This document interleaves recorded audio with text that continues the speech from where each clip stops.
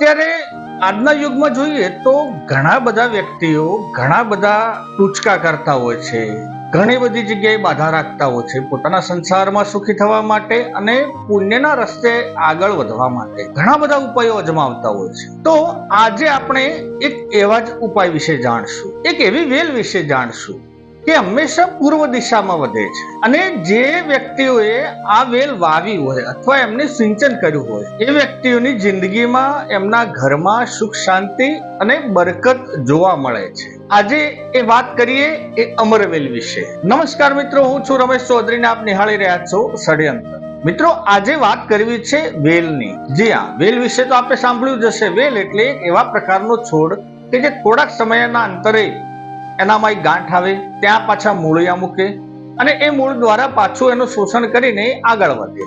આજની વેલ થોડીક સવિશેષ અલગ છે. આજની વેલ વિશે વાત કરીએ તો આ વેલ પહેલા પૂર્વજો આપણા વડવાઓ વાવતા જ હતા. મિત્રો, આપણા પૂર્વજો આપણા વડીલો કઈ કેટલું કોઠા સુધીનું જ્ઞાન આપણને આપતા ગયા છે. હા, આપ જો એને સમજો અથવા એને આગળ વધારો તો નાના નાના ટૂચકા, દોરડા, ધાગા આ બધું કર્યા કરતા આ દરેક થી એક સહેલો રસ્તો આપણા પૂર્વજોએ આપણને બતાવેલો છે અને એનું નામ છે વેલ. ઉત્તર ગુજરાતના ઘણા બધા ગામડાઓમાં કૂતરાઓ માટે સુખડી બનાવવાની એક પ્રથા છે, અમુક એના નીતિ નિયમો છે. તો આ કૂતરાની વેલ પણ એક એવા પ્રકારની વેલ છે કે ગામમાં આજે સુખડી બને એ ગામની સુખડી હંમેશા પૂર્વ દિશા તરફ જાય, ફક્ત કૂતરાઓ માટે. અને ત્યાં જાય એટલે એ ગામ વાળા પણ પોતાની ફરજ સમજી ત્યાં પણ માત્ર બનાવે અને ત્યાંથી પાછા એ પૂર્વ દિશા તરફ જે ગામડા આવતા હોય ત્યાં બધા જ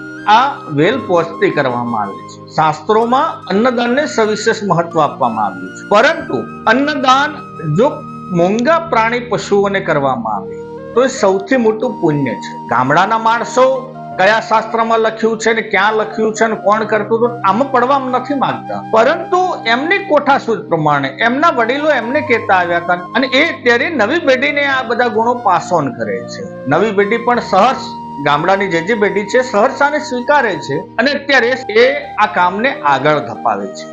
આપણા ઘરમાં બરકત રહે, આપણા ઘરમાં સુખ શાંતિ રહે, પુણ્યની એક વાડ થાય આપણા આજુબાજુમાં, એટલા માટે આ વેલનું જતન કરવું જરૂરી છે. આ એવી વેલ છે કે જ્યાંથી એની શરૂઆત થાય એનાથી ફક્ત એને વધવાની એક જ દિશા છે અને પૂર્વ. મિત્રો, આજની પેઢી ને પોતાના ઘરમાં સુખ શાંતિ અને સમૃદ્ધિ લાવવા માટે ઘણા ઘણા રસ્તા અપનાવતી હોય છે. એમાંના કોઈ દોરડા ધાગા કરે, કોઈ ટોણા ટૂચકા કરે, કોઈ વળી માતાજીની કે દેવોની કોઈ આરાધના કરતું હોય અને આ બધાનો ઉદ્દેશ્ય પોતાના ઘરમાં પોતાને સુખી થવા માટેના એક રસ્તા અપનાવતા. શાસ્ત્રોમાં સૌથી કોઈને જો મોટું પુણ્ય ગણવામાં આવતું હોય તો એ છે અન્નદાન. અને ગામડામાં આજે આ અન્નદાનનો મહિમા જળવાયેલો છે. આવેલ એટલે ગામ લોકો સર્વસંમતિથી દરેકનો એક ઈચ્છા ફાળો કરે છે. ગામમાં કોઈ પણ નાત જાતનો ભેદભાવ વગર આ ફાળામાં ગામ લોકો ઉત્સાહભેર ભાગ લે અને પોતાની ઈચ્છાથી પૈસા આપે. આખું ગામ ભેગું થઈ અને સર્વે જ્ઞાતિના વ્યક્તિઓ આમાં પોતાની ઈચ્છાથી યોગદાન આપે છે અને આ બધાનો સામાન લાવી અને આ બધાનામાંથી એક માતર બનાવવામાં આવે છે. માતર એટલે સુખડી. જ્યારે જે ગામમાં માતર બને એ ગામના તો કૂતરાઓને આપવાની જ હોય, પરંતુ ત્યાંથી પૂર્વ દિશા તરફ જે ગામ આવતા હોય એ જ ગામમાં આ કૂતરાની વેલ પહોંચતી કરવામાં આવે. જે ગામમાં માત્ર બની હોય ત્યાંથી ઉત્તર, દક્ષિણ અથવા પશ્ચિમ દિશામાં આ વેલ ચાલે ના, એટલે કે એને ત્યાં માત્ર મૂકવાની ના હોય, એનું એક જ દિશા હોય અને એ છે પૂર્વ દિશા. એટલે પૂર્વ દિશા તરફ જેટલા ગામ આવે ત્યાં માતર પહોંચતી કરવામાં આવે. જેના ગામમાં પણ આ માતર આવી છે, જેના ગામમાં આ વેલ આવી છે, એને ફરજિયાત અને એમના ગામમાં માતર બનાવી અને એમને પણ એટલે પૂર્વ દિશા તરફ આગળ વધારે. એટલે મિત્રો, આજે વેલના જેમ ગાંઠો હોય એમ આ દરેક ગામનો પછીનો એક બીજા ગામમાં પડાવ હોય અને ત્યાં પાછું એ શોષણ લઈ અને વેલ આગળ વધે છે. મિત્રો, આ આપણી સંસ્કૃતિ છે. સિંધુ ઘાટીની સભ્યતા આ છે. તમારા લોહીમાં, તમારા ડીએનએ માં આ સંસ્કાર પડેલો. ભારતમાં આ પ્રથા અત્યારે ક્યાંય નથી. ગુજરાતમાં જો આપના ગામમાં વેલ બનતી હોય, પહેલા તો મિત્રો કોમેન્ટ કરીને આપના ગામમાં જણાવજો કે કયા કયા ગામમાં વેલ આવી રીતે કૂતરાની માતર બને છે. અને જો મિત્રો આપના ગામમાં બનતી હોય ને તો આપ ભાગ્યશાળી છો, આપણું ગામ ભાગ્યશાળી છે અને આ ગર્વ લેવા જેવી બાબત છે. ગુજરાતમાં અથવા ભારતમાં બીજા પ્રથા નથી, ઇવન ભારત શું દુનિયામાં કોઈ ખૂણામાં પ્રથા નથી. આવી પ્રથાના હિસાબે આપણી સંસ્કૃતિ અત્યારે ટકી રહી છે. વેદોનું કે શાસ્ત્રોનું ખાલી ફક્ત જ્ઞાન હોવું અથવા આપને બધા જ શાસ્ત્રો મોઢે આવડતા હોય અથવા શ્લોકો કડકડાટ આવડતા હોય ને એનાથી સંસ્કૃતિ નથી ટકતી. સંસ્કૃતિ આવા કાર્યોથી ટકે છે. આ ઘણો મોટા પુણ્યનું કામ છે. મનુષ્યોને, આપણા સગાવાલાઓને આપણે તો એકબીજાને સપોર્ટ કરતા હોઈએ, પણ મૂંગા જીવને જેમ શ્રાવણ મહિનામાં વરસાદની ઝડી હોય, કૂતરાઓને ખાવાનું જ્યારે અવેલેબલ ના હોય, એવા સમયે ગામના લોકો ભેગા થઈ અને આમના માટે પૌષ્ટિક આહાર એટલે કે માતર સુખડી બનાવીને આખા ગામના કૂતરાઓને ખવડાવે છે અને પ્લસ બીજે પણ મોકલે છે કે એમને પણ બીજા ગામને પણ એક પ્રેરણા મળે ને ત્યાંથી એ વેલ આગળ વધારે છે. અમે ગામના યુવાનિયા જોડે પણ વાત કરી છે. એમના શબ્દો સાંભળીને આપણે ગદગદ થઈ જઈએ.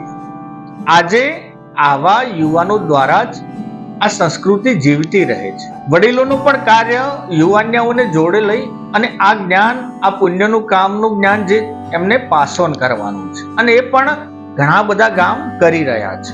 આજે જૂની ઠંડીની પરંપરા કે જે કૂતરાઓની વેલ શ્રાવણ મહિનો છે, બધે પુણ્યમિતે વેલનું કામ ચાલી રહ્યું છે. નવી આખી પેઢી આખા ગામના બધા ભેગા થઈને કરે? હા, સર્વ સમાજ, આખું ટોટલ ગામ, આખું ગામ. અત્યારે કૂતરાની વેલનું પાત્ર બનાવીએ છીએ. વેલ એટલે આ તો પરંપરા હેડી આવી છે કે ભાઈ કૂતરા માટે પાત્ર બનાવવાની ઉઘરાણી કરી પૈસાથી એ આપણે અત્યારે આયોજન કરીએ છીએ. કાલ સવારે અમારા ગામે એવો 5-6 ગામો કૂતરાઓ માટે ગામે ફરી અને કૂતરાઓને વેલ આપવાની, મતલબ કે માત્ર આપવાની. મારા મિત્રો બધા ભેળા થઈ, બધા દોહાઓ પણ વડીલો પણ આવે છે, બધા ભેળા થઈને આ કાર્ય કરીએ છીએ. આ તો દોહાની પરંપરા આવી છે કે ભાઈ કૂતરાની વેલ બનાવવાની છે, આપણે બનાવીએ છીએ. માતર બનાવવા માતર?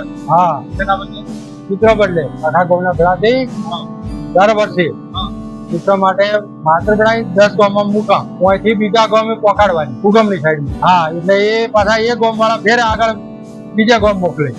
એ માતર બનાવી કૂતરા માટે જ છે. આખા ગામમાં ઉતરાઈને હા, આખા ગામનો પિકનિક કરો. પ્રેક્ટિસ દર વર્ષે મજા આવે. જબર મજા આવે. અમે વર્ષોથી પેઢીઓથી કરતા આવ્યા હતા. આગળ ડોહાઈ કરતા, પાછળ અમે કરે છે ને હવે છોકરા પણ કરશે. છોકરાએ કરે છે. હા, આ કામ જાળવી રાખવાનું. હા, પ્રણાલિકા ચાલુ રાખવાની. એના વિશે જ માહિતી કે અમે આ મોકલો છો, તમે આગળ મોકલજો. તમારી શક્તિ જેટલી હોય એટલી 10 વેલો મૂકો, 5 મૂકો, પણ આગળ હેડાડવાની. આપણે જે આ કૂતરાની વેલ, આપણે કૂતરાની વેલ કહેવાય છે, એ આપણે જો આપણા માટે કાઢી લેતા હોય તો આપણે પશુ પક્ષી અને કૂતરા માટે પણ થોડું ઘણું કાઢવું જરૂરી છે. તો આપણે જે વડવાણની જે પરંપરા છે એનાથી જ આપણે શીખ લઈને આગળ વધીએ છીએ.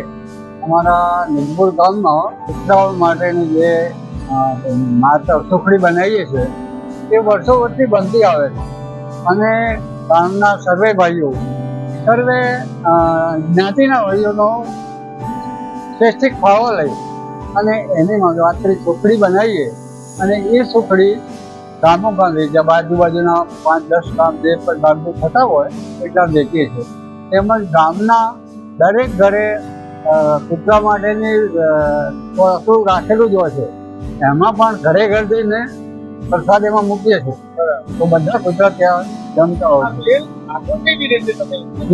એવા માણસો ભાઈઓ જે તૈયાર થઈ જાય કે ચલો હું આ ગામ 2-3 ગામ હું લઈ લઈશ, બીજો ભાઈ તૈયાર થઈ જાય તેઓ કે હું 2-4 ગામ ફરી લઈશ. એ રીતે અમે સર્વે ખૂબ આનંદથી વેચીએ છીએ. એટલે જો મિત્રો આપના પણ ગામમાં જો આ વેલ બનતી હોય તો કોમેન્ટ કરીને અવશ્ય જણાવજો.